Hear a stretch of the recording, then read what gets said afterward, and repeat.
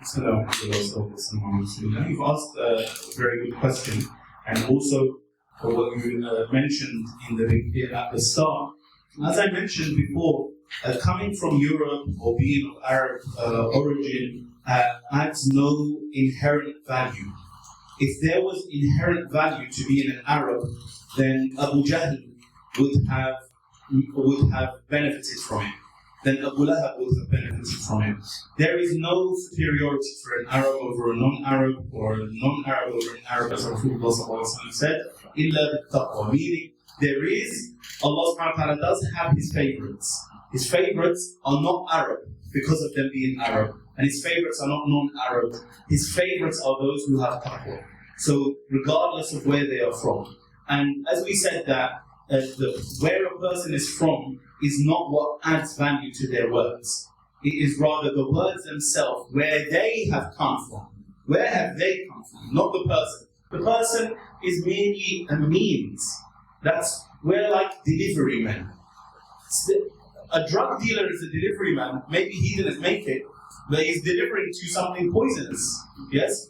And then the grocer, he's not the farmer, he's delivering something to you. He can't take credit for the product. Yes? I can't take credit either for anything that I say. Any wrong, it's from me.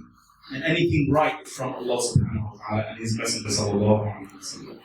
So that's the first thing, and regarding titles and OBEs, these things are given in some contexts. They add value, and other contexts they don't. Of course.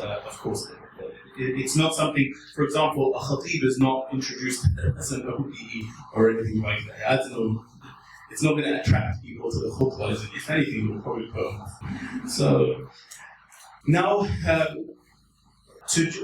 because obviously for brevity, I will summarize the question regarding Islamic organizations, governments, etc. How do you go about protecting or looking after vulnerable Muslims?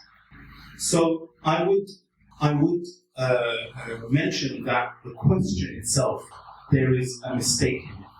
Because Allah Jalla Jalaluhu did not command us to look after our own. He commanded us to look after everyone. So when we say we need to look after vulnerable Muslims, someone who isn't Muslim hears that, and even though it is well meant and it's intended with sincerity and in good faith, the person hearing it thinks they don't care about us. Yes? So Rasulullah sallallahu alayhi wa sallam taught us to make everyone feel and know that you are their well-wisher. Yes? And that's why His service, His khidmah, before the announcement of prophethood was for everyone. Now, after the announcement of prophethood, did the service for the orphan, the widow, the traveler, the oppressed, did it then become restricted to the Muslims? No, it continued to be for everyone. And so this is the prophetic language. And that's the language that attracts people. Even though they are being told something else and they will resist for some time, that's not in my control. What's in my control is to make my life parallel to the Prophet ﷺ's life. My actions parallel to the Prophet ﷺ's actions. Yes? People have fears when they see majorities, etc., or be it in government, in power, in military, in institutions such as academic institutions, financial institutions, then people naturally feel like I will be excluded if I'm not from them. Now we know that Islam is not looking at Fulani, it's not looking at this state, that state, Nigeria, Ghana, Mali, Zimbabwe. Islam is not judging you based on these ethnic lines. These are lines of the earth. They're not lines that Allah has drawn to distinguish us from one another.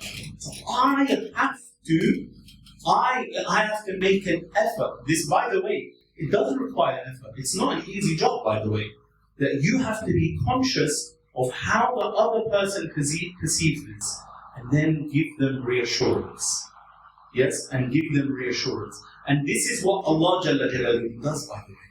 That He said, Alhamdulillahi Rabbil Alameen. When Allah introduced Himself, He started with His sifa of being, His quality of being Rabb, being the cherisher, the nurturer, the giver of all creation. Now, maybe I hear that and then I think, yeah, but God is like a king, and the kings, they don't care about the small subjects. Only the people of nobility, only the people who are known, only the people of means. And so He says, Ar-Rahman Ar-Rahim. He follows it immediately with, no, He is the merciful and the mercy giver. So we have to reflect that all the authorities, governments, even organizations that have budgets and can spend on people, they are in a position of being a Rabb. Literally, because the Prophet ﷺ said, that this is Rabbul Dar, Rabbul Manzil, meaning the Lord of the household, the Lord of the company.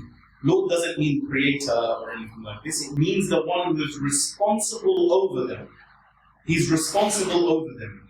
So this upper hand, people naturally feel excluded when there is an upper hand. So then it must be reflected. Mercy must be reflected. Ar-Rahman Ar-Rahim. It's not enough that I say, hey, I'm Muslim and I'm a merciful person. Because Rahim is the mercy giver. So you have to then give that mercy. Conscious effort from you. It's the Rahman Ar-Rahim, if you want to understand the difference between them, it's like rich. Someone who's rich, good for him, he's rich. Yeah, but other people are not rich. But if he is the enricher, he enriches others and gives them, now people benefit. So I have Islam, I say Islam is the deen of mercy, the deen of peace, the religion of peace and mercy. Now I need to give it to others. So this is what we mean by giving reassurances to people. Let them feel that you are their well-wisher. And show them that you are their well-wisher. Then they stop to worry, fear you. That is now regardless of whether they are Muslim or non-Muslim. Because our concern is all vulnerabilities. All vulnerabilities. And to protect people's rights that Allah has protected for them. You understand this? So, their religion is a protected right by Sharia. Yeah? Their ownership, their property is a protected right according to the Sharia. Yeah? So, we do what Allah has commanded us to do. And when we truly establish that, then you'll see the fruits of it, inshallah. Then we see the fruit. But as I mentioned to the brother before you, of course there are malicious actors. And then how to address them and how to deal with them. It's a different strategy, inshallah, which we'll mention other times.